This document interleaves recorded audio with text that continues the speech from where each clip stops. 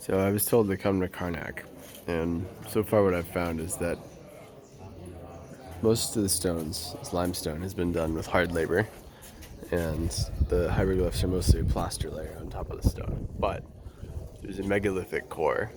The obelisks are artifacts of Thoth. You touch them and they basically like connect to the stars. You can feel it. And then here's some serious granite. And then here, so here's where Ben's talking about like, these guys are clearly like working things into the stone, right? They've got meteoric iron, they've got whatever they've got.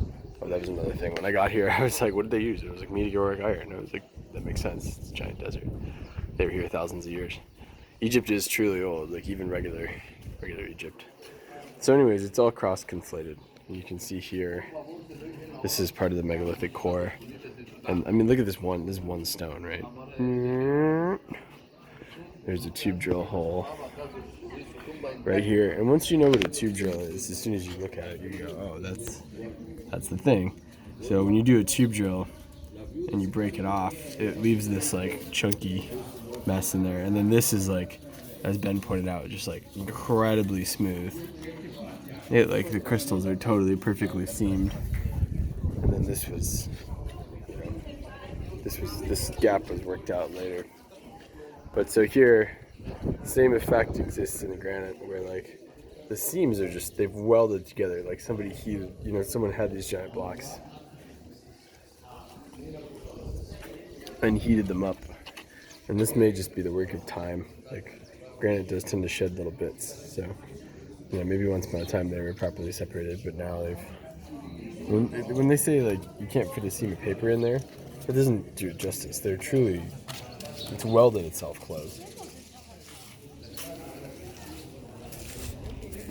There's no tube drill hole on this side because that whole part's been smashed off. And then these were probably all obelisks and pillars, and the Egyptians, you see this high relief, so they took off big layers of these things. So, but you can still see the base below it there. And then this, I'm gonna make it start a new video, but this is probably somewhere in the megalithic core of the structure, because it looks like, from here, it looks like there's giant granite blocks in the base. Here's the semi-famous millstone, where they took a section and made a millstone out of it. You can see the disc in the floor over there. I found something else real quick, which is pretty cool. This could be modern. Feels like it's modern rebuild. It's pretty cool though. Big black gate. Anyways, megalithic flagging. Okay. Yeah, as suspected. So look at the size of these rocks.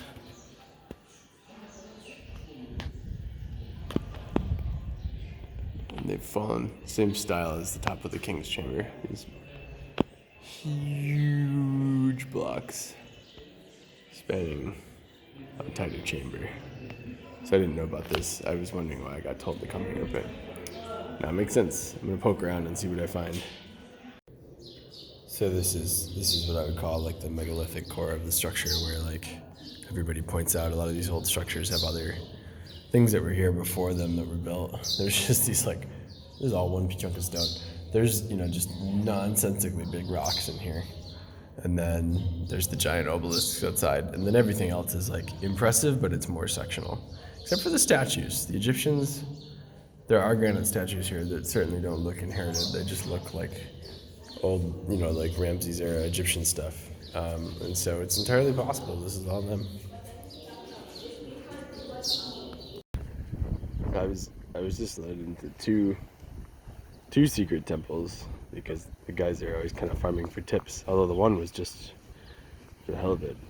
One had an inscription to Alexander the Great, and it was full of blue painted dudes and blue painted horses, which is interesting because it suggests that a lot of these characters are spirit world characters. And over here is a little temple with a carved series of 7 ascending doors in the wall. And then this gate, this is the far back gate. It's crazy, look at this thing.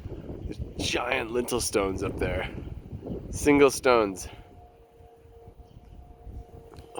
I would guess that they got these up here by either built by, people talk about ramps and stuff, but just by sheer ingenuity in a sense. The walls and the stack, by like, anyways, plenty of ideas, but it's cool. So the is the other gate, and there's a well, the well of the temple right here. It's just strange because what once were like incredibly sacred places, are now kind of just these like tip farms for the kids. Like I was just walking around with a guy with an AK-47 and 2 clips, and another dude in a white shirt. He's like, money tips? And I was like, no, just card, man. He's like, oh, it's okay. And then there's another dude who walks up who's dressed like it's the 1400s. It's just like, holy shit, Egypt's nuts. So from the sun, it's there on the northeast corner of the Luxor temple complex, which is massive. And these are all the shattered remnants of different columns that once were here. This is a whole hall worth of buildings just kind of laying in chunks on the ground, and they've stacked them on these brick avenues so you kind of get an idea. It's fascinating though, like the number of ankhs you see is just beyond description. I mean, there's got to be millions of them all over Egypt. There's one even, see, I was zooming in on this, I didn't even know if they're BC one. Got the scribe, the Ostrotrether for truth, and the ankh, the Anubis stick, same thing, pictured again behind it. And you get the sense of how much of this stuff was like meant to be magical, because it just repeats. It's a scarab, just repeats and repeats and repeats and repeats and repeats. And to what to our modern eyes looks like just, it's like they're just saying the same thing again and again and again. I think to them that's the point, is that they're repeating the strength of the invocation. Well, there's a whole body of water here, but I think they're repeating the strength of the invocation. And you get the sense that they're trying to connect to what came before. So like they know that the temples, the oldest temples, the megalithic temples, weren't built by them, and the obelisks, the most, the craziest stuff is inherited probably.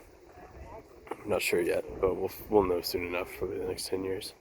And you get the sense that they're trying to connect to that. So they're building around these things and honoring them, and just putting ankhs on everything, just recognizing the sort of eternal nature of these things. And you gotta remember, I mean, this is happening 3,500 years ago, even this stuff. And it's all still more intact than half the Walmarts in the world.